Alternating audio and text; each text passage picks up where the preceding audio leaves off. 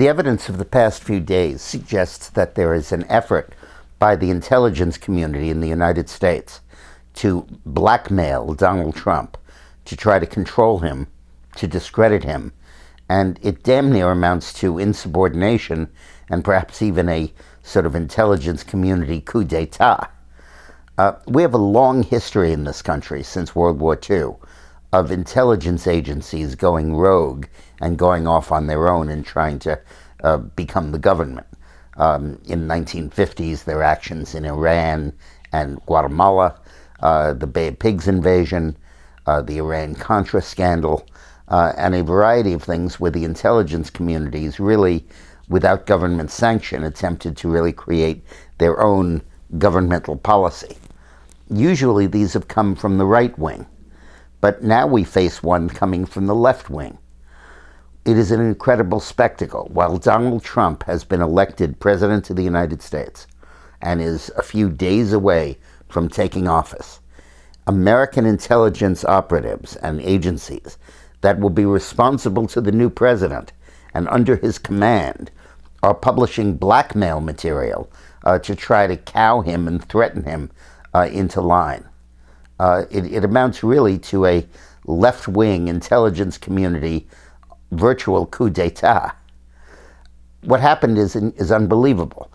There was a Republican operative, a rich guy who's not named, who funded a negative researcher who was a former spy for the American and British government, who, through sources in Russia, amassed a dossier of compromising negative material on Donald Trump, which may or may not be true.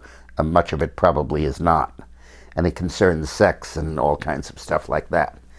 But after Trump won the Republican nomination, the Republican donor withdrew, and the Democrats picked up his tab, and he began to continue the work under the auspices of Hillary and the Democratic Party.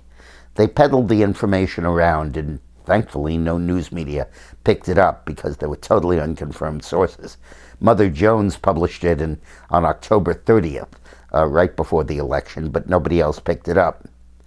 Then, faced with the fact that their skullduggery and their negative research was not published by anybody, the intelligence communities summarized the negative information and put it in a briefing to President-elect Trump and released the briefing to members of Congress. That ensured that it would then go public, and it became public and everybody knows about it, and the president-elect had to confront this information at a press conference about 8 days before he takes the oath of office. This is absolutely outrageous.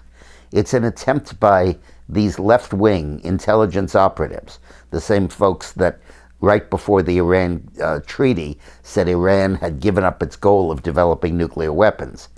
It's an attempt by these people to rein in Donald Trump, to influence him, to prejudice him, to make him take the oath of office under a cloud, and to alienate him from the American people.